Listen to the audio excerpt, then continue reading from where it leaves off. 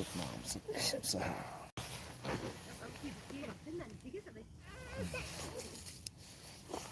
साहिब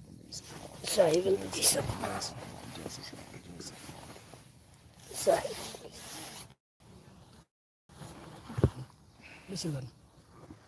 কি করলো? तो आज परमपिता परमात्मा की अपार कृपा से, बंदी छोड़ की दया से सिक्किम में ये मूल ज्ञान का प्रचार प्रसार होने जा रहा है। बहुत बड़े भाग होते हैं उन जीवों के जो अपने पूरे जीवन काल में एक बार भी इस मूल ज्ञान को सुन पाते हैं, इस आत्म ज्ञान को सुन पाते हैं। और उससे भी बड़े भाग होते हैं उन जीवों के जो इस ज्ञान को थोड़ा सा भी समझ पाते हैं, क्योंकि ये कोई आम ज्ञान नहीं है कि आप इसको सुनो और एक बार में समझ जाओ। बड़े बड़े ऋषि मुनि, बड़े बड़े पीर पैगंबर औलिया, बड़े बड़े धर्मों के ठेकेदार इस सत्संग को सुनकर भी नहीं समझ सकते कि आखिर नितिन दास बताएं। ये किसको समझ में आएगा? जिस पर मालिक की कृपा हो, जिस की दया हो, जिस पर अल्लाह का करम हो, केवल वही इसको समझ सकता है। जिस पे वाहिगुरु की दया हो, केवल वही इसको समझ सकता है। बाकी सब सुन तो सकते हैं, लेकिन समझ लें ऐसा मुमकिन नहीं है। हाँ, गुरु की दया हो गई फिर ये जरूर समझ लेंगे, फिर इसमें कोई दिक्कत नहीं है। तो आज इसी मूल ज्ञान को, आत्म ज्ञान को समझना है और अपने जीवन का कल्याण करना है, क्योंकि यही एक इंसान जन्म मिला है जिसमें आप अपने इस जीवन का कल्याण कर सकते हैं, इस मनुष्य चोले को बर्बाद होने से बचा सकते हैं। तो आज का सत्संग शुरू करने से पहले परमपिता परमात्मा के नाम पे जयकारा लगाएंगे। बोलिए परमपिता परमात्मा की, सदगुरु बंदी छोड़ कबीर साहिब की, सभी संतों की, सभी भक्तों की, सदगुरु मदन पति साहिब की, दीवान जवाहर पति साहिब की, सदगुरु दुलम पति साहिब की, सदगुरु राम सेवक साहिब की, सदगुरु वैराग पति साहिब की, करीनापुर धाम की, सभी संतों की, आए हुए भक्तों की, इनके माता पिता गोपाल की, इनके गुरुदेव की, सकल हंस को बंदगी साहेब बंदगी सतनाम। तो जैसा मैंने बताया कि ये मूल ज्ञान है, ये आत्म ज्ञान है। आत्म ज्ञान का मतलब पेड़ पौधे, फूल पत्थर या नदियाँ नाले या कोई पर्वत, ये नहीं है। आत्म ज्ञान का मतलब कोई मंदिर मस्जिद गुरुद्वारा चर्च, ये सब नहीं है। आत्म ज्ञान का मतलब हिंदू मुस्लिम सिख ईसाई बौद्ध जैन, ये नहीं है। आत्म ज्ञान का मतलब नारी पुरुष, ये 84 लाख योनियां, ये नहीं है। आत्म ज्ञान का मतलब है शुद्ध आत्मा। शुद्ध आत्मा कह लो, चाहे उसे परम आत्मा कह लो, चाहे उसे आत्म देव कह लो, चाहे उसे शब्द गुरु कह लो, चाहे उसे परम पिता परमात्मा कह लो, एक ही बात है। उसी परम पिता परमात्मा को, उसी शब्द गुरु को, उसी आत्म देव को जानना हमारे इस जीवन का, मनुष्य जन्म का परम लक्ष्य है। आप कितना ही कुछ कर लो, बड़े से बड़े धार्मिक अनुष्ठान कर लो, बड़े से बड़े आप जप तप हवन यज्ञ कर लो, बड़े से बड़े आप कितने ही बड़े से बड़े आप बड़े से बड़े प्रोग्राम कर लो, आश्रम बना लो, आप बड़े बड़े मंदिर बना लो, कुछ भी कर लो, लेकिन आपका जन्म सफल नहीं हो सकता। क्यों? क्योंकि जो करना था वो नहीं किया, उसके अलावा सब कुछ कर डाला। अब क्या करना था क्या नहीं किया, इसको समझना पड़ेगा। हमें उस आत्म देव को जानना था जिसके कारण इस सारी सृष्टि में जितनी भी हलचल हो रही है, जितने भी कहते हैं पत्ता भी हिल रहा है, उसकी वजह से हिल रहा है, उसकी ताकत से हिल रहा है। अगर वो ना है तो कुछ भी नहीं है। तो हमने उसको छोड़कर सब कुछ जान लिया, इसीलिए अज्ञानी कहला रहे हैं। अब क्या करना है? अब सब कुछ छोड़ के उस एक को जानना है। इसीलिए साहिब ने समझाया, एक साधे सब सधे और सब साधे सब जाए, और माली सींचे मूल को फूल पात अघाए। कहते हैं कोई कृष्ण जी को पकड़ के बैठा है, कोई राम जी को पकड़ के बैठ गया, कोई गणेश जी को पकड़ के बैठ गया, कोई ब्रह्मा विष्णु महेश जी को पकड़ के बैठ गया, कोई अल्लाह वाहिगुरु गॉड को पकड़ के बैठ गया। ये सब किसी ना किसी को पकड़ के बैठ गए और इसी को सत्य मानने लगे। अब पकड़ के बैठने का मतलब ये नहीं कि उन्होंने राम को पकड़ ही लिया या अल्लाह को पकड़ ही लिया या गॉड और वाहिगुरु को पकड़ ही लिया। पकड़ क्या लिया इन लोगों ने? उसके नाम को पकड़ लिया, नाम को। मुसलमानों ने अल्लाह को नहीं, अल्लाह के नाम को पकड़ लिया। सिखों ने वाहिगुरु को नहीं, वाहिगुरु के नाम को पकड़ लिया। हिंदुओं ने राम को नहीं, राम के नाम को पकड़ लिया। इसी प्रकार ईसाइयों ने गॉड को नहीं, गॉड के नाम को पकड़ लिया। जब तक ये नाम मुस्लिम है तो अल्लाह के नाम को पकड़ लिया, सोच रहा है अल्लाह अल्लाह जपूंगा तो मेरी मुक्ति हो जाएगी। सिख है तो वाहिगुरु के नाम को पकड़ लिया, सोच रहा है वाहिगुरु वाहिगुरु करूंगा तो मेरी मुक्ति हो जाएगी। ईसाई है तो गॉड के नाम को पकड़ लिया, सोच रहा है गॉड गॉड कर लूंगा तो मुक्ति हो जाएगी। किसी की मुक्ति होने वाली नहीं है। क्यों मुक्ति क्यों नहीं होगी? क्योंकि इन्होंने केवल नाम को पकड़ लिया है, जबकि पकड़ना किसको था? उस नाम के तत्व को। जैसे जब आपको प्यास लगती है तो आप क्या पीते हो? पानी। लेकिन एक पानी है नाम और एक पानी है तत्व। नाम तुम्हारे मुंह में पड़ा ही हुआ है, कभी भी बोल लो पानी पानी पानी, लेकिन जो तत्व है वो ढूंढना पड़ता है कि पानी कहाँ है, कैसे मिलेगा। तो नाम तो मुंह में रखा ही है, पानी पानी पानी, लेकिन पानी कहाँ है इसको ढूंढना पड़ेगा। इसलिए कबीर साहब ने जपने को मना किया है। ना मैं जप में, ना मैं तप में, ना एकांत निवास में, जपने को मना कर दिया है। तो क्या करने को बोला है? ढूंढने को। पानी पानी जपना नहीं है, क्या करना है? पानी ढूंढना है। मोह को कहां ढूंढे रे बंदे, मैं तो तेरे पास में। यानी परमात्मा कब मिलेगा? जब हम उसको ढूंढना चालू करेंगे। हमने उसको ढूंढना छोड़ के उसको जपना चालू कर दिया, उसके नाम जपने चालू कर दिए हैं। इसीलिए हमारा जन्म सफल नहीं हो पा रहा है। इसीलिए हम जप तप में फंस के वापस नरकों में चले जाते हैं। क्योंकि बोला भी गया है तपोराज राजो नरकम, यानी तपस्या करने वालों को राज मिलता है और राजपाट भोगने के बाद नरक मिलता है। तो इनडायरेक्टली आपको तपस्या ये जब तब कहाँ पहुंचा रहा है? नरक में ही पहुंचा रहा है। बस बीच में एक पड़ाव है राजपाट का, यानी बड़े आदमी बन जाओगे। उसके बाद बड़ा आदमी जब बन जाएगा तो क्या करेगा? शोषण करना चालू कर देगा।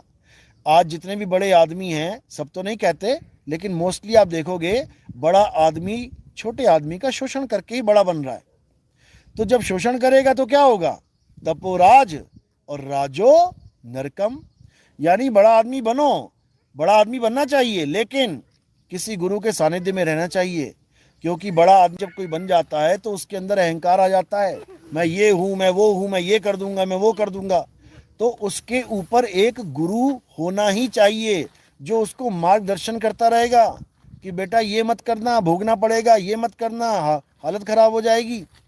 इसीलिए पहले राजा के भी ऊपर कौन होता था?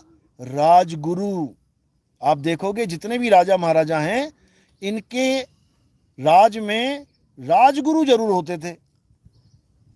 राजा जब धर्म संकट में पड़ जाता था, जब उसको समझ में नहीं आता था कि अब क्या करें, क्या सही और क्या गलत है, तो वो गुरुजी से आज्ञा लेता था, गुरुजी से परामर्श लेता था, गुरुजी से अपनी दुविधा बताता था और गुरु उस राजा को धर्म के अनुसार क्या सही है क्या गलत है बता के उसकी दुविधा खत्म करता था। लेकिन आज गुरु नाम से लोग चिढ़ जाते हैं कि हम गुरु क्यों बनाए, हमें क्या जरूरत है गुरु की। अरे भाई, राम कृष्ण से कौन बड़े, तिन्हू तो गुरु कीन, और तीन लोक के वो धनी, गुरु आगे आधीन। राम और कृष्ण से बड़े तो नहीं हो गए तुम। जब राम और कृष्ण जी भी गुरु धारण करके बैठे हैं, कौन थे राम जी के गुरु? कौन थे? वशिष्ठ जी। कौन थे कृष्ण जी के गुरु? संदीपन जी। जो तीन लोक के मालिक कहला रहे हैं, भगवान कहला रहे हैं, वो भी बिना गुरु के नहीं है, निगुरे नहीं है वो भी। और तुम सोच रहे हो कि तुम्हें गुरु की क्या जरूरत है। अरे गुरु बिन माला फेरते, गुरु बिन दोनों निष्फल है, चाहे पुराण। यानी तुम कितनी माला फेर लो बिना गुरु के, तुम्हें भगवान मिलने वाला नहीं है। तुम कितना ही दान दे दो बिना गुरु के, उसका फल मिलने वाला नहीं है। पता नहीं कहां दे दो दान, तुम्हारे दान का भी मिसयूज हो जाए। गुरु तुम्हें बताएगा कहां दान देना है, कहां नहीं देना है। तो गुरु के परामर्श से ही जो लोग चलते हैं उनका जन्म सफल होता है। और केवल रामकृष्ण जी के गुरु नहीं थे, बड़े बड़े राक्षसों के भी गुरु जी थे। आप देखोगे जितने भी राक्षस A to Z, कौन थे उनके गुरु? शुक्राचार्य है, शुक्राचार्य है। शुक्राचार्य वो गुरु थे जो तुच्छ से तुच्छ राक्षस को भी ऐसा मार्ग बता देते थे कि वो भगवान को प्रकट कर देता था। समझो, अहंकारी से बड़ा अहंकारी राक्षस, कहते ना अहंकार हो तो भगवान नहीं मिलता, वो अहंकारी राक्षस को भगवान मिला है। शंकर जी को प्रकट होना पड़ा है, ब्रह्मा जी को प्रकट होना पड़ा है। यानी जब गुरु तरीका बता देता है तो ये अहंकार वहंकार भी रोक नहीं पाता भगवान को आने से। आज तो बड़ी बड़ी बातें करते हैं, भगवान के दर्शन इसलिए तब होंगे जब तुम्हारे मन से काम वासना हट जाएगी, अहंकार हट जाएगा, छल कपट हट जाएगा। वो राक्षस थे, दुनिया भर के अहंकारी, दुनिया भर का छल कपट, दुनिया भर का उनके अंदर विकार, वो भी भगवान को प्रकट करके बैठे हैं। कैसे? गुरु के माध्यम से। इसलिए कबीर साहब ने गुरु की इतनी बड़ी महिमा गाई है कि आप सोच भी नहीं सकते। परमात्मा आपके पास था, है और रहेगा। ऐसा कभी हो नहीं सकता कि परमात्मा आपके साथ ना हो, लेकिन आपको वो मिलेगा नहीं। क्यों नहीं मिलेगा? चीज मेरी है, मेरे पास है, क्यों नहीं मिल रही है? क्योंकि परमात्मा तो आपके पास है, लेकिन गुरु आपके पास नहीं है। गुरु आपके पास नहीं है, गुरु नहीं है तो समझ लो परमात्मा पास होकर भी नहीं मिलेगा। इसीलिए गुरु की महिमा गाई है। कहते हैं गुरु बड़े गोविंद से मन में देख विचार, हरि सुमिरे सो वार है। वार यानी इस साइड, गुरु सुमिरे सो पार। कहते तुम सारी उम्र लगे रहो परमात्मा परमात्मा परमात्मा परमात्मा करने, कभी ना मिलेगा वो। परमात्मा परमात्मा करते करते नरक में चले जाओगे। कैसे मिलेगा? गुरु गुरु कहना शुरू कर, गुरु गुरु बोल कि मुझे गुरु मिल जाए, मुझे गुरु जी मिल जाए, मुझे गुरु जी मिल जाए, फिर देख तुझे कैसे परमात्मा मिलेगा। क्योंकि गुरु ही बताएगा परमात्मा कैसे मिलेगा। तो लोगों को ये नहीं पता कि परमात्मा रूपी ताले की चाबी गुरु जी के पास है। वो तब खुलेगा, वो तब खुलेगा। तो कह रहे हैं शब्द विहंगम चाल हमारी, कहें कबीर सतगुरदई ताली। खुले कपाट शब्द जनकारी, और पिंड अंड के पार सो देश हमारा है। कर नैनो दीदार महल में प्यारा है। तो इसी को समझना है। इसीलिए गुरु की महिमा इतनी बड़ी है कि आप सोच भी नहीं सकते। परमात्मा के आगे गुरु खड़े हों तो कहते हैं गुरु जी के पैर पहले छू लेना भाई, परमात्मा के बाद में छू लेना चलेगा। अगर गुरु के पैर नहीं छुए तो कहो परमात्मा हो जाए तुमसे। तो इसीलिए कबीर पंथ में गुरु की महिमा है। और गुरु का मतलब ये नहीं है कि तुमने गुरु जी को भगवान ही बना दिया, यानी मेरे गुरु जी मेरे भगवान हैं, सबके गुरु जी सबके भगवान हैं। कोई गुरु जी भगवान नहीं है, भगवान से बड़े हैं लेकिन भगवान नहीं है, याद रखना। भगवान नहीं है, भगवान से बड़े हैं वो। तो भगवान कौन है, परमात्मा कौन है? वो इस कुल का मालिक है, वो सबका मालिक है, वो सब जीवों का मालिक है, सब जीवों का एक पीव वही है। तो करना क्या है? गुरु क्या समझाता है? गुरु हमें कैसे मालिक से मिलना है और मिलके कैसे एक हो जाना है, दो नहीं रहना है। कि तुम परमात्मा को ढूंढ रहे हो, ढूंढते ढूंढते ढूंढते तुम्हें परमात्मा मिल भी गया, तब भी तुम कह रहे हो कि मैं अलग रहता हूं, परमात्मा अलग रहता है, या मैं परमात्मा को देखता हूं, परमात्मा मुझे देखता है। अगर ये बात चल रही है तो समझ जाना कि उसने परमात्मा को कभी देखा ही नहीं। क्योंकि परमात्मा को जिसने भी प्राप्त किया है वो परमात्मा से जुदा रह ही नहीं पाया है, वो एक हो गया है। इसी को बोला लाली मेरे लाल की, जित देखूं तित लाल। और लाली देखण मैं गई, मैं ही हो गई लाल। यानी जिसको मैं ढूंढना चाह रहा था, जब मैंने उसको ढूंढा तो मैं वही हो गया। इसको समझना है। तो कह रहे हैं सोई जाने जो देव जनाई, और जानत तुम ही होई जाई। कह रहे सोई जाने हूं, यानी वो जान पाएगा परमात्मा को। जेहू देत जनाई, जिसको परमात्मा जनवा देगा, खुद से नहीं जान सकता कोई भी। और जनवाने का रास्ता कैसे मिलेगा? वो संत से मिलेगा, गुरु से मिलेगा, वो साधु से मिलेगा। साधु मतलब ये नहीं कि भगवा चोला पहन लिया और जटाएं बढ़ा ली, बन गए साधु जी। साधु का मतलब ये भी नहीं कि सफेद कपड़े पहन लिए हो गए साधु जी। साधु का मतलब है जो साधना जानता है, यानी एक निशाना साधने को साधु कहते हैं। कहें कबीर सुनो भाई साधो, यानी जो तुम्हारा निशाना इस संसार में लगा हुआ है, तुम्हारे ध्यान का निशाना इस संसार में लगा हुआ है, उस निशाने को क्या कर देना है? शब्द में लगा देना है। संसार से परे उस आत्म देव में लगा देना है। बस जैसे निशाना आत्म देव में लगा, तुम्हारा जन्म मरण का रोग खत्म हो जाएगा। तो इसी को कबीर साहब बार बार समझा रहे हैं कि गुरु वो होता है जो तुम्हें और परमात्मा को एक कर दे। ऐसा नहीं होगा कि सतलोक पहुंच गए और वहां पर परमात्मा का आसन लगाए और तुम्हारे हाथ में चवर पकड़ा दिया, अब तुम चवर कर रहे हो उसको, यानी परमात्मा अलग है और तुम अलग हो। ये महाअज्ञान है, ये महाअज्ञान है, ये माया का खेल है। क्योंकि फिर कई बार चवर पकड़ाए जाएंगे तुम्हें। सतलोक में पहुंचोगे, सतपुरुष बैठा है, पहले सतपुरुष के चवर करो, उसके बाद तुम्हें अलख पुरुष के चवर करने पड़ेंगे अलग लोक में जाके, फिर वहां चवर करो, फिर आगे अगम लोक में अगम पुरुष के चवर करने पड़ेंगे, फिर वहां चवर करो, फिर अनामी लोक में अनामी पुरुष के चवर करते फिरोगे। तुम्हारा जीवन चवर करते करते बीत जाएगा और परमात्मा को पा नहीं पाओगे। क्यों? क्योंकि ये चारों ही माया के रूप हैं।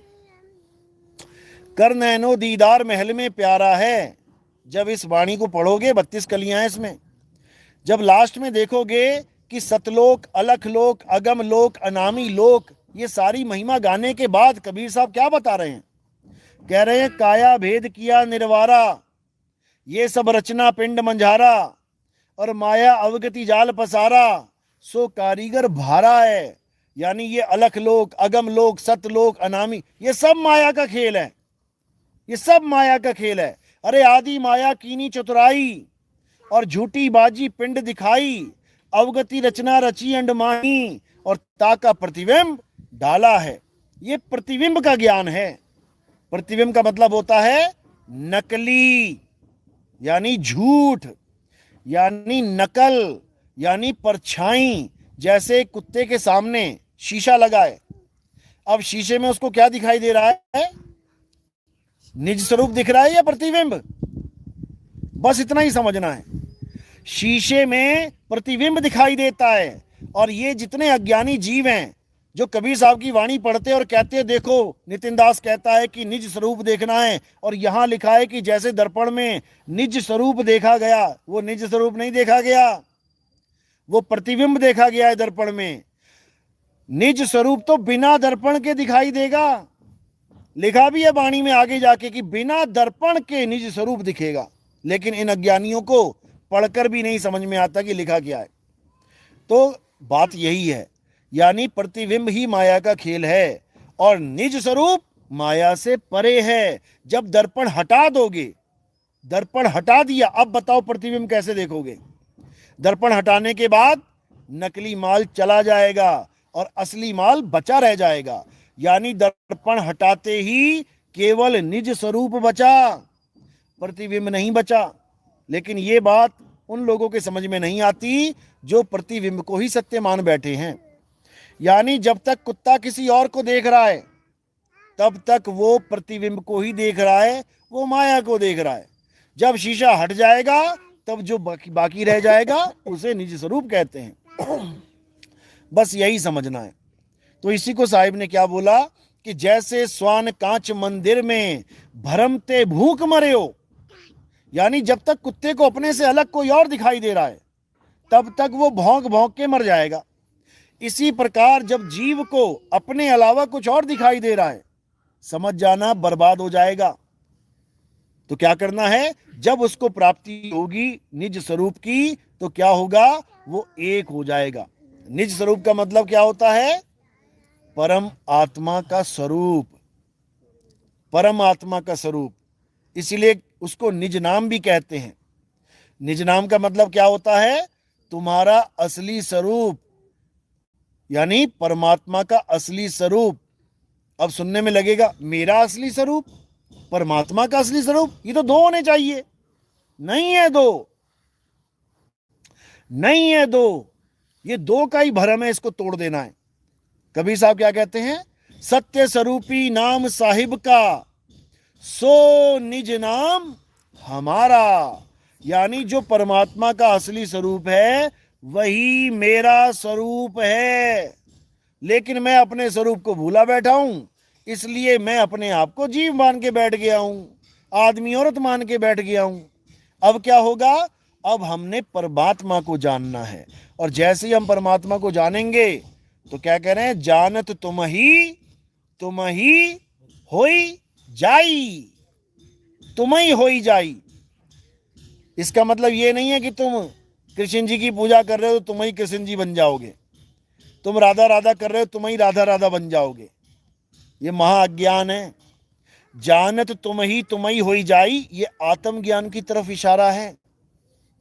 यानी आज तक मैं जो अपने आप को नहीं जान पा रहा था, मैं अपने आप को आदमी औरत बना के बैठा हुआ था, मैं गुरु जी को आदमी औरत मान रहा था, मैं कृष्ण और राधा को आदमी औरत मान रहा था, मैं राम और सीता जी को आदमी औरत मान रहा था। लेकिन अब मैं जान गया कि ना तो वो आदमी औरत हैं और ना ही मैं आदमी औरत हूं। यानी हम काया माया नहीं हैं, हम क्या हैं, हम आत्मा हैं। कृष्ण जी आत्मा हैं, मैं भी आत्मा हूं। तो जानत तुम ही, यानी तुम्हें आत्मा के रूप में जानकर तुम ही होई जाई, मैं भी वही हूं, हम एक ही हो गए हैं। इसी को गरीबदास जी ने बोला है। क्या कहते हैं, अरे कोटि तो ब्रह्मा भय और कोटि भय ईश, साहिब तेरी बंदगी से ये जीव हुए जगदीश। अब बताओ क्या बता दिया उन्होंने, तुम ही जगदीश हो जाओगे। आज जो तुम जगदीश जगदीश करते करते ढूंढ रहे हो, तुम ही जगदीश हो जाओगे, समझो। और कैसे होगे, विहंगम चाल से। विहंगम चाल यानी जैसे चुंबक एक लोहे को खींचती है, किस चाल से खींचती है, विहंगम चाल से। क्या लोहा रुक रुक के पहुंचता है चुंबक तक, कभी करके देख लेना। जो ये लोग ये बताते हैं कि इस नाम से तुम पहले रूहानी मंडल में जाओगे, वहां पर ये प्रकाश देखोगे, ये आवाज सुनोगे, फिर दूसरे रूहानी मंडल में जाओगे, फिर ये आवाज सुनोगे, ये प्रकाश देखोगे, फिर तीसरे में, चौथे में, पांचवें में जाओगे और ये आवाज, ये सब अज्ञान है, ये सब अज्ञान है, ये विहंगम चाल है ही नहीं। कोई कहे जी ब्रह्मा जी के लोक में जाएंगे, विष्णु जी के लोक में जाएंगे, शंकर जी के लोक में जाएंगे, ये लोक में जाने वाला ज्ञान है ही नहीं, ये विहंगम चाल है ही नहीं। विहंगम चाल है चुंबक ने लोहे को खींचा और लोहा डायरेक्ट चुंबक से जाके चिपक गया, एक बार भी नहीं रुकेगा रास्ते में। इसी को बोला है, लोह चुंबक की प्रीत ज्यों लोह को लेत उठाए, और ऐसा शब्द कबीर का काल से लेत छुड़ाए। यानी जब कबीर साहब का शब्द तुम्हारे जीवन में आ जाएगा, वो चुंबक की तरह खींचेगा तुम्हें। वो ऐसा नहीं है कि उसको जपना पड़ेगा, लोहा कुछ भी नहीं जपेगा, बस चुंबक के पास चला जाए एक बार, चुंबक अपने आप खींच लेगी उसे, बिना कोई नाम जपे। लोहा ये थोड़ी जपेगा चुंबक चुंबक चुंबक चुंबक, तब खींचेगी वो। नहीं जपना है कुछ भी, ना मैं जप में, ना मैं तप में, और ना एकांत निवास में, खोजी होए तुरंत मिल जाऊं एक पल की तलाश में। कहें कबीर सुनो भाई साधो, मैं तो हूं विश्वास में, अंधविश्वास में नहीं। कि तुम पत्थर को भगवान मान के कहो मैंने तो विश्वास कर लिया कि पत्थर नहीं भगवान है, डूबेगा, डूबेगा। नहीं तो 50 किलो का पत्थर लेके मार देना गंगा नदी में छलांग, अभी लग जाएगा पता। पत्थर भी डूबेगा, तुझे भी डुबाएगा। तो इसलिए अब उसको भगवान नहीं मानना जिस पे तुमने विश्वास कर लिया, अब उसको भगवान मानना जो वो है। तुम सोना किसको मान लोगे? पीतल को मान लोगे? करके देख लेना विश्वास पीतल पे कि नहीं मैं पीतल, तुझे पीतल नहीं मैं सोना मानता हूं, ले लियो स्वाद उसके बाद। तो सोना किसको मानना है? सोने को ही सोना मानना है, पीतल को सोना नहीं मानना है। परमात्मा किसको मानना है? पत्थर को नहीं मानना है। परमात्मा किसको मानना है? पेड़ों को नहीं मानना है। परमात्मा किसको मानना है? ये गाय को, ये सांप को, ये चूहों को, ये मोर को, जिनकी पूजाएं चल रही हैं, इनको नहीं मानना है। परमात्मा किसको मानना है? परमात्मा परमात्मा को ही मानना है। इसको तत्व ज्ञान कहते हैं, इसी को यहोवा कहते हैं। लोग हमें कहते हैं आप यूट्यूब में शॉर्ट्स लगाते हो, उसमें यहोवा यहोवा करते हो, आप ईसाई हो क्या? बताओ। अब मैंने यहोवा बोल दिया तो मैं ईसाई हो गया? अरे यहोवा का मतलब है यहोवा, मैं वो हूं जो मैं हूं, मैं वो नहीं हूं जो तू मान बैठा है। यहोवा का मतलब है मैं वो हूं जो मैं हूं। अब मैं क्या हूं ये जानने के लिए तुम्हें गुरुजी के पास जाना पड़ेगा। गुरुजी बताएंगे वो है क्या, उस तत्व को क्या कहते हैं, उस तत्व का क्या ज्ञान है। क्योंकि ये तत्व ज्ञान है। तुम कृष्ण जी को शरीर नहीं मान लेना, तुम राम जी को शरीर नहीं मान लेना। शरीर तो उन्होंने धारण किए हैं, और जो चीज धारण की जाती है उसको उतार भी दिया जाता है। मैंने अस्त्र शस्त्र धारण किए तो मैं उसको उतार भी दूंगा, मैं थोड़ी नहीं हो गया अस्त्र शस्त्र। मैंने कपड़े धारण किए, कपड़े उतर भी जाएंगे, मैं थोड़ी नहीं हो गया कपड़े। इसी प्रकार ये सारे शरीर धारण किए गए हैं। मत्स्य अवतार, कुर्म अवतार, आगे देख लो बरा अवतार, आगे परशुराम अवतार, नरसिंह अवतार, राम अवतार, कृष्ण अवतार, वामन अवतार, बुद्ध अवतार, ये सब देह धारण की गई हैं और उतारी भी गई हैं। अब लोग कहते नहीं ये तो अवतार है तो भगवान है। अगर ये भगवान है, अगर ये अवतार है, महाअवतार हैं, तो मरने नहीं चाहिए थे। तो कृष्ण जी के पैर में क्या लगा? तीर लग गया। तो यानी भगवान को मारने वाला भगवान से भी बड़ा हो गया, वो बहेलिया भगवान से ही बड़ा हो गया। भगवान ने तो किसको मारा? राक्षसों को। इधर भगवान को भी किसी ने मार दिया। वो तो महाभगवान हो जाना चाहिए, क्योंकि हम लोग तो यही मानते हैं कि मारने वाला बड़ा है, मरने वाला छोटा। रावण मरा, छोटा था। कंस मरा, छोटा था। मारने वाले बड़े थे। राम जी ने मारा, कृष्ण जी ने मारा, इसलिए भगवान मान लिया। लो कृष्ण जी को मारने वाला भी बैठा है यहाँ पे, यानी कृष्ण जी से भी बड़ा है कोई। तो ये सब अज्ञान है। नरसिंह अवतार, नरसिंह अवतार को किसने मारा? किसने मारा? हिंदू धर्म वालों से पूछ लो कि नरसिंह अवतार भगवान थे? हाँ भगवान थे, विष्णु जी का अवतार था। किसने मारा उसको? हैं? दुर्गा ने मारा? नहीं मारा। किसने मारा? हिरण्यकश्यप को तो नरसिंह भगवान ने मारा। नरसिंह जी को किसने मारा? शिव जी ने मारा। शिव जी ने मारा उनको। अब बताओ, यानी भगवान को भगवान मार रहा है। क्योंकि तुम लोग कभी नहीं समझ सकते कहानी चल क्या रही है। क्योंकि पहली बात तो तुम्हें पूरी कहानी सुनाई ही नहीं गई, अधूरा ज्ञान दिया गया।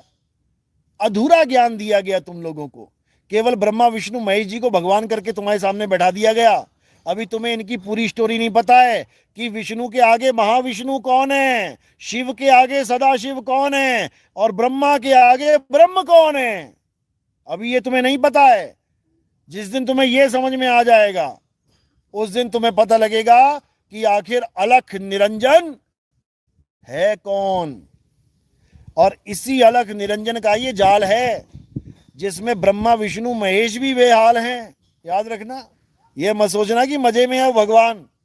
शंकर जी की घरवाली का भी यहाँ पर संहार हो जाता है, शंकर जी की घरवाली का यहाँ पर मृत्यु हो जाती है। महामृत्युंजय मंत्र होकर भी शंकर जी जिंदा नहीं कर पाते उनको। सोचो कितना बड़ा महादुख है। गणेश जी की गर्दन कट गई, गर्दन कटी को जोड़ दिया, लेकिन अपनी मरी हुई स्त्री को नहीं जीवित कर पाए। सोचो कितना बड़ा दुख है। 6 महीने तक कहते हैं ले लेके घूमते रहे इधर उधर, और लोग कहते हैं कि सदाशिव भगवान शंकर जी ये मोह माया से परे थे। अब बताओ, ये जो नरमुंड पहन रखे उन्होंने गले में, ये आदमी की खोपड़ी पहन रखी है, नर कंकाल की खोपड़ी पहन रखी है। कौन है ये पता है? कौन है? पार्वती का जन्म का है। ये पार्वती के जन्म है। ये हर जन्म की एक खोपड़ी लगा रखी है उन्होंने अपनी माला में। सोचो, तो वो वाली भी लगा लेता, उसमें परेशान होने की क्या जरूरत थी? 109 इतनी लगाई है, एक और लगा लेते। क्योंकि नहीं तुम्हें समझ में आएगा कि ये चक्कर चल क्या रहा है। कौन है ये जो छुप के सारी लीला कर रहा है? कौन है ये जो किसी को भी जिंदा कर देता है और किसी को भी नहीं कर पाता? कौन है ये? जब ये चाहता है तो सब कुछ हो जाता है, जब नहीं चाहता तो कुछ भी नहीं होता। ये अलख निरंजन है, इसी की सारी लीला है। और ये केवल जीवों को नहीं भरमाता है, ये ब्रह्मा विष्णु महेश जी को भी भरमाता है। ये केवल जीवों को ही अन्य अन्य अलग अलग लोकों में नहीं फंसाता कि अलग अलग लोक बना रखे हैं इसने माया के द्वारा कि ये गणेश जी का लोक है, ये ब्रह्मा जी का लोक है, ये विष्णु जी का लोक है, ये शंकर जी का लोक है, ये गोलोक है, ये ब्रह्मलोक है। ये केवल जीवों को नहीं फंसाता, ये ब्रह्मा विष्णु महेश जी को भी फंसा देता है। आप श्रीमद देवी भागवत महापुराण, कौन सा?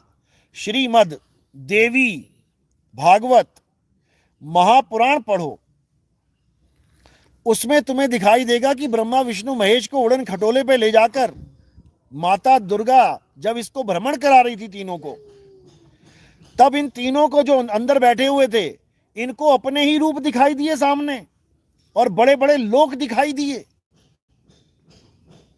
ब्रह्मा जी, विष्णु जी, शंकर जी उड़न खटोले में बैठे हैं और सामने एक बड़ा सा ब्रह्मा जी प्रकट हो गया।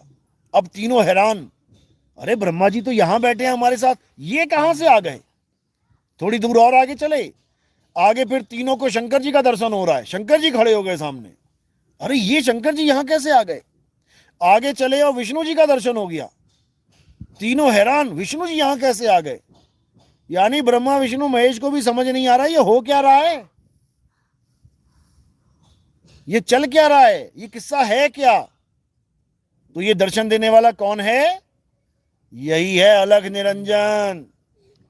यही ब्रह्मा के सामने ब्रह्म बन के खड़ा हो जाता है, यही विष्णु जी के सामने महाविष्णु बन के खड़ा हो जाता है, यही शिव जी के, शंकर जी के सामने सदा शिव बन के खड़ा हो जाता है। आम आदमी को तो क्या, ये तीनों देवों को इसने फंसा रखा है। तीनों देवों से काम करवाता है। ये क्या काम करवाता है? सारी दुनिया को पैदा किससे करवाता है? ये जितने बच्चे पैदा हो रहे हैं, हिंदू, मुस्लिम, सिख, ईसाई, बौद्ध, जैनियों के, भगवान को मानने वाला, ना मानने वाला, सबके बच्चे कौन पैदा कर रहा है? ब्रह्मा जी पैदा कर रहे हैं। ब्रह्मा जी की ड्यूटी लगी हुई है। हॉस्पिटल देख लो जाके, दिन रात दिन रात दिन रात बच्चे निकल रहे हैं ब्रह्मा जी के कारण। अब इन बच्चों को पाल कैसे रहे हैं? कौन करवा रहा है पालना? ये विष्णु जी करवा रहे हैं सतोगुण रूप में, ब्रह्मा जी रजोगुण रूप में बैठे हैं, विष्णु जी सतोगुण में बैठे हैं, और इनके संहार कौन कर रहा है? ये तमोगुण रूप में शंकर जी बैठे हैं। इन तीनों की ड्यूटी लगा रखी है अपना अपना काम करने में। यानी ये भी फ्री नहीं बैठ सकते कि ब्रह्मा जी कहें मुझे 1 हफ्ते की छुट्टी चाहिए, नहीं चाहिए, नहीं मिल सकती। विष्णु जी कहें मुझे 1 हफ्ते के लिए लीव चाहिए, नहीं मिल सकती लीव, तुम्हें मिल जाएगी। लेकिन ब्रह्मा विष्णु महेश को नहीं मिलेगी। गरे को गरे भाई ऐसी कठिन ड्यूटी लगा रखी है इनकी, कुछ ही तो वाले समझ लो। और ड्यूटी लगाने वाला कौन है? ये अलख, निरंजन और माया हैं। अलख, निरंजन और माया, इन पांचों का परिवार है। ये 5 उंगलियां हैं ना, ये पांचों का परिवार है। इसी को बोला है माया आदि निरंजन भाई, आप पे जाई आप पे खाई। ब्रह्मा विष्णु महेश्वर चेला, ओ हम सो हम का है खेला। ये गरीबदास जी की वाणी है। क्या समझा रहे हैं? माया आदि निरंजन भाई, भाई बोल दिया इसको। भाई क्यों बोला? क्योंकि निरंजन और माया यानी मन और माया एक ही पिता की संतान है। तुम्हारा मन और माया एक ही पिता की संतान है। तो एक पिता की 2 संतान है तो क्या लगे आपस में?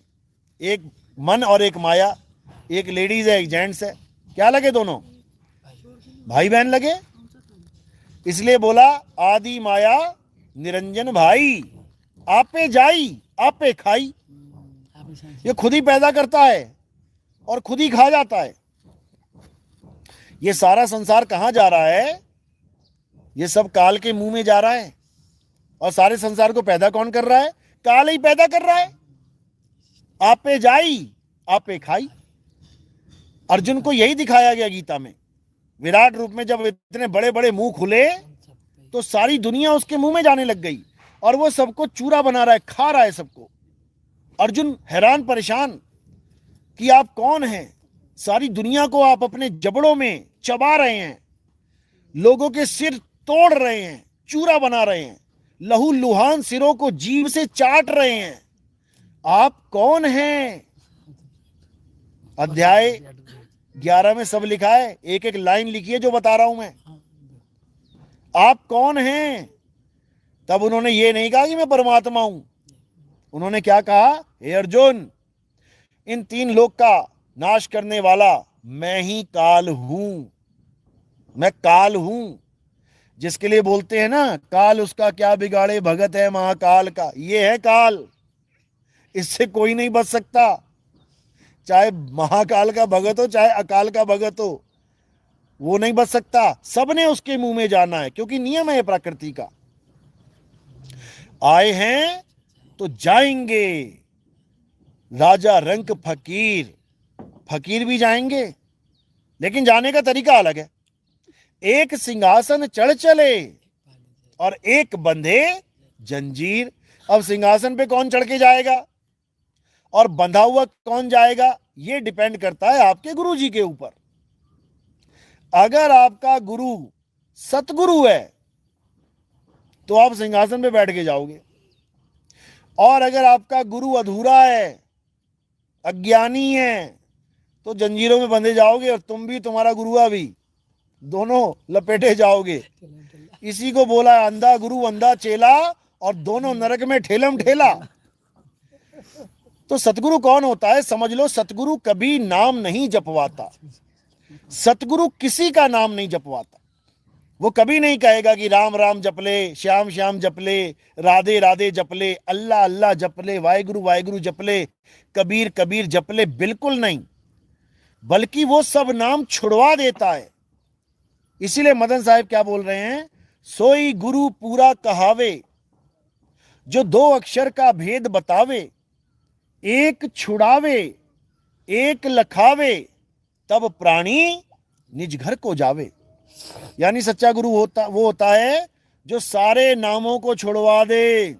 हिंदी के छोड़ दे, पंजाबी के छोड़ दे, उर्दू के छोड़ दे, अरबी के छोड़ दे, स्पेनिश छोड़ दे, डच छोड़ दे, फ्रेंच छोड़ दे, पुर्तगीज छोड़ दे, सारे नाम छोड़ दे। और क्या कर? अपनी आत्मा को जान, आत्म देव को पहचान, आत्म ज्ञान को जान, तब होगा तेरा कल्याण। नहीं तो 84 में होगा घमासान। देख लो, हो रहा है। उधर 20 कुत्ते आए और हिरण की पार्टी पे हमला कर दिया। अब नोच नोच के खा रहे हैं, जिंदा खा रहे हैं, फाड़ फाड़ के, जिंदा भगा भगा के, पेट खींच लिया, नोच नोच के आधा फाड़ दिया, अंदर से सारा माल जिंदा जिंदा का ही खा रहे हैं। यही नरक है, महानरक है ये, समझ लो। कुत्तों से बच भी गया हिरन, भागते भागते प्यास लगेगी, पानी पीने गया तो मगरमच्छ बैठा है, आजा बेटा इधर, तुझे मैं बताता हूँ पानी कैसे पीते हैं। अभी तो खूब स्टोरेज कर करके रखा हुआ है, 2-2 हजार लीटर की टंकियां चढ़ा ली तुमने ऊपर। अब आ जाओ। अभी खूब मोटरें लगा लगा के पानी खींच रहे हो जमीन में से। क्यों? इंसान जन्म मिला है बेटा। जब 84 में चले जाओगे, अभी तो मोटर लगाने वाले गुरु को भगवान मान लिया तुमने। पानी से मोटर, पानी खींचने वाले, मोटर लगवाने वाले गुरु को भगवान बता रहे हो। जब इंसान जन्म चला जाएगा तब तुम्हें समझ में आएगा कि भगवान था कि शैतान था।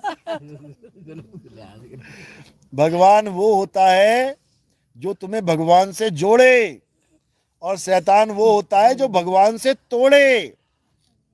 समझ लो, यानी किससे जोड़ना है और किससे तोड़ना है, समझ लो। हमने किससे जुड़ना है? आत्मदेव से जुड़ना है। गुरु ग्रंथ साहब में संतों ने यही बोला है, आत्मदेव पूजिए गुरु के सहज सुभाए। यानी अगर पूजा करनी है तुमने किसी की, तो किसकी करनी है? आत्मदेव की। वो आत्मदेव ही देवों का देव महादेव है। उस आत्मदेव के आगे सब फेल है। उस आत्मदेव से जुड़ जाना है। जुड़ेगा कौन? जीव, जीवात्मा जुड़ेगा। यानी आप जब आत्मदेव से जुड़ोगे, जब सिंहासन पे बैठोगे, तब क्या अवस्था बन जाएगी? कह रहे हैं अब तो जाए चढ़े सिंहासन और मिले हैं सारंग पानी, राम कबीरा एक भये हैं कोई ना सके पहचानी। यानी राम और कबीरा एक हो जाएंगे। इसी को बोला है आत्मा परमात्मा एक को करे, अंतर की दुविधा अंतर मरे। यानी गुरु ऐसा होना चाहिए जो तुम्हारा अंतर ही खत्म करवा दे, अंतर खत्म करवा दे। यानी जीव और पीव में अंतर ही ना बचे, तब समझो कि अब कल्याण होगा। तो इसी को बार बार कबीर साहब समझा रहे हैं कि ऐसे गुरु की शरण में जाओ जो तुम्हें एक एक कर दे, दो ना करे। दो करोगे तो फिर दुविधा में रहोगे। तो उसी एक को सब संतों ने एक को सतनाम बोला है। एक को सतनाम, क्योंकि तुम्हारा नाम भी सतनाम है, परमात्मा का नाम भी सतनाम है। तुम्हारा निज नाम भी सतनाम है, परमात्मा का निज नाम भी सतनाम है। इसलिए परमात्मा के नाम अलग अलग जो तुमने रख दिए हैं वो नहीं जपने हैं। तुम्हें निज नाम सतनाम को जानना है, केवल केवल सतनाम को जानना है, क्योंकि सतनाम ही तुम्हारा नाम है। सतनाम काल भगवान का या अक्षर पुरुष का नाम नहीं है। जो इन अज्ञानियों ने अक्षर पुरुष और काल भगवान के नाम को, यानी ओम सोहंग को सतनाम बना के पेश कर दिया, यही महाअज्ञान है। सतनाम क्या है? तुम्हारा नाम सतनाम है, परमात्मा का नाम सतनाम है। इसी को बाबा नानक ने बोला एको सतनाम। कर्ता पुरुष, क्यों नहीं बोला काल और अक्षर पुरुष? क्यों नहीं बोला? एको सतनाम कर्ता पुरुष, यानी सतनाम कौन है? परमात्मा ही है, काल भगवान और अक्षर पुरुष नहीं है। एको सतनाम कर्ता पुरुष निरपहो निर्वैर, यानी वो निर्भय है और निर्वैर है। वो किसी को मारता नहीं है और किसी से डरता नहीं है।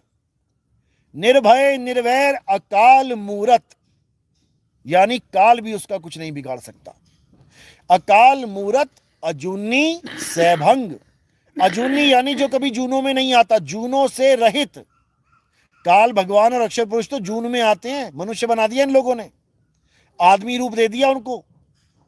लेकिन परमात्मा अयोनी, यानी वो जूनों में नहीं आता, वो शरीरों में नहीं आता, उसका कोई रूप रंग रेख नहीं है। गुरबाणी कहती है रूप न रेख न रंग, प्रभु तीन गुणों से भिन्न, ते ही बुझाए नानका जित होवे प्रसन्न। यानी उसको वो बुझाएगा अपना स्वरूप,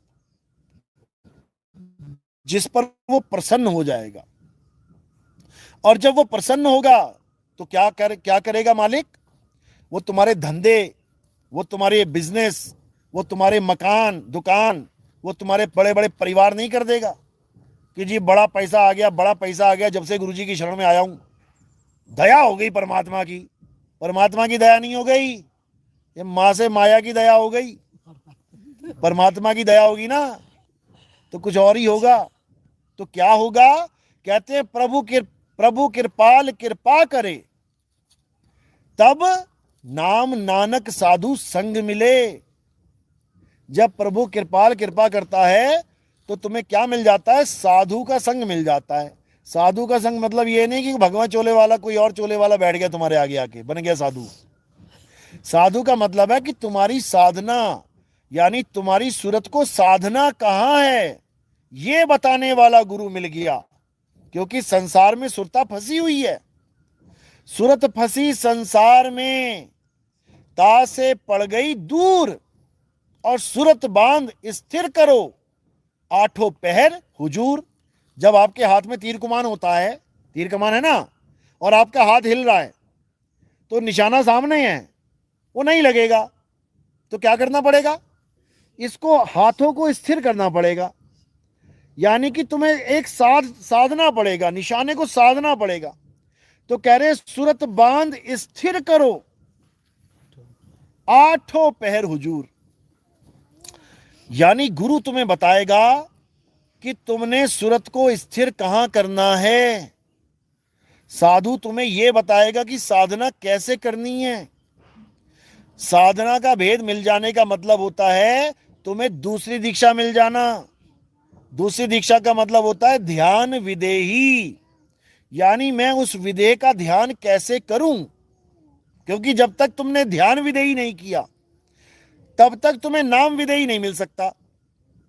इसीलिए साहिब ने बोला ध्यान विदेह और नाम विदेहा, दो लख पावे मिटे संदेहा। ये नहीं बोला कि एक को छोड़ दो और दूसरे को पकड़ लो, ध्यान विदेही को त्याग दो और नाम विदेही को पकड़ो। अरे नाम विदेही मिलेगा ही ध्यान विदेही से, मिलेगा ही ध्यान विदेही से। तुमने चांद की तरफ देखा तो कैसे पहुंचोगे? रॉकेट से। और तुम रॉकेट को तो मारो गोली, हमें नहीं चाहिए रॉकेट और तुम्हें चाहिए चांद, तो तुम पहुंच गए फिर बेटा। यानी कि ध्यान विदेह और नाम विदेहा, दो लख पावे। दो, अगर एक को कोई छुड़वा रहा है वो महाअज्ञानी है, नीच है, वो उसका साथ छोड़ दो, क्योंकि वो तुम्हारा साधन ही खत्म करवा रहा है। साधन के बिना तुम मंजिल तक कैसे पहुंचोगे? अभी तुम यहां सत्संग में आए हो, किससे आए हो? साधन से। कोई कार से आया है, कोई बस से आया है, और कार तुमने खाई में फिकवा दी और तुम सोच रहे हो मैं सत्संग में आ जाऊं 200 किलोमीटर दूर, वहीं रह जाओगे बैठे हुए। तो कह रहे हैं दोनों को करना पड़ेगा, ध्यान विदेह और नाम विदेहा, दो लख पावे मिटे संदेहा। तब तुम्हारा संदेह, जन्म जन्म का ये जो संदेह है ये खत्म हो जाएगा। तो साधना कैसे करनी है? इस भागती हुई सूरत को एकाग्र करना है, इसी को साधना कहते हैं। ये राम राम जपना साधना नहीं है, ये राधे राधे जपना साधना नहीं है, ये ज्योति निरंजन ओंकार अरंकार सोहंग सतनाम जपना साधना नहीं है, ये सतपुरुष अकाल मूरत शब्द स्वरूपी राम जपना साधना नहीं है, ये अल्लाह अल्लाह वाहेगुरु वाहेगुरु जपना साधना नहीं है, ये नमाजें पढ़ना साधना नहीं है। अपनी सूरत को संसार से हटा के सत्य के साथ जोड़ना साधना है। बस इतना ही काम करना है।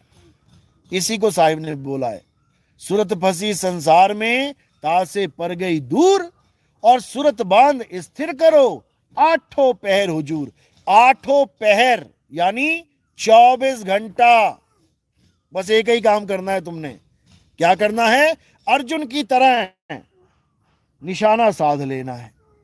अब इसका मतलब ये नहीं है, कई लोग कहते हैं ये गुरुजी ना ये दुनियादारी छुड़वा देंगे हमारी सारी, ये तो बैरागी बना देंगे भाई।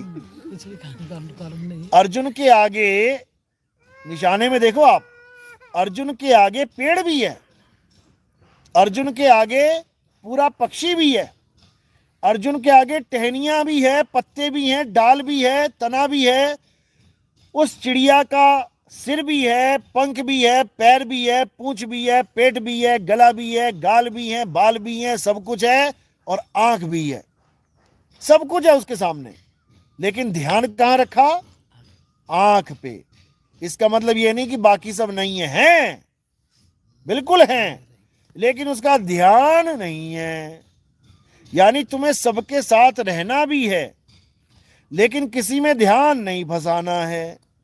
बस समझ लो तुमने साधना कर ली, और अगर तुमने ध्यान फंसा लिया तो क्या होगा? तो बाकी लोगों की तरह तुम्हारा निशाना नहीं लगेगा। जिसका तुम ध्यान करोगे तुम्हें वैसा ही एक शरीर मिल जाएगा। जड़ भरत नाम का एक ऋषि था, खूब तपस्या करी, खूब भक्ति करी, खूब नाम जपा, खूब दुनिया भर का तामझाम किया। हिरण का बच्चा आ गया एक आश्रम में बुढ़ापे में, उसके बच्चे को पाल लिया, उसको पिलाया खिलाया, खूब उससे प्यार किया, लाड किया, दुलार किया। अच्छा किया, जीवों से प्यार करो। लेकिन गलती क्या हो गई कि उसमें ध्यान फंसा लिया। प्यार करो, कई लोग कहते हैं अच्छा मतलब अब भैंसे पालना बंद कर दे गुरुजी, नहीं तो अगला जन्म भैंस का हो जाएगा।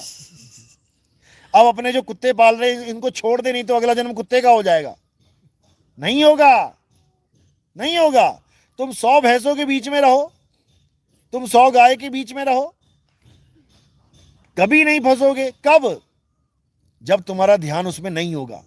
काम करो लेकिन ध्यान मत करो। इसी को कहते हैं हाथ कामवाल और चित्त रामवाल। यानी हाथों से काम करो और प्रभु का ध्यान करो तो समझ लो कि तुम निकल गए। और तुम भैंसे चराते चराते भैंसे ही तुमने दिमाग में घुसा ली हैं, और सोते भैंसा, उठते भैंसा, सोवत भैंसा, जागत भैंसा, तो बेटा तुम अगले जन्म में बन जाओगे भैंसा। क्योंकि वो हिरण बन गया। वो जड़ भरत ऋषि था, वो हिरण बन गया। भगवान तक ने लाज ना रखी उसकी कि सारी उम्र मेरा नाम जपाए, चलो इसमें हिरण योनि ना दूं। कुछ नहीं कर सकता भगवान अगर अंत समय में तुम्हारा नहीं है ध्यान। समझ लो।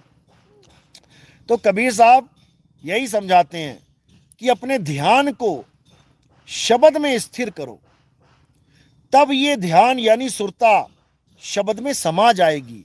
इस सुरत को जाप अजपा अनहद में मत लगाओ।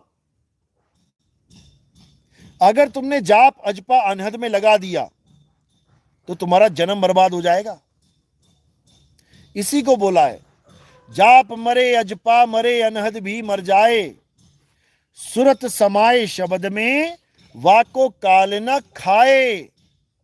यानी सुरत समाए शब्द में, यानी तुम्हारे निज स्वरूप में, तुम्हारे परमात्मा के स्वरूप में तुम्हारा ध्यान, तुम्हारी सुरता जब समा जाएगी तो तुम्हारा ध्यान जहां पर होगा वहीं तुम्हारा वास होगा। जहां आशा तहां वासा। उसके बाद तुम्हारा जन्म मरण का चक्कर खत्म हो जाएगा और सदा सदा के लिए तुम आजाद हो जाओगे। बोलिए परमपिता परमात्मा की सदा ही जय हो। साहिब बंदगी सतनाम। मेरी बात समझ में आई है?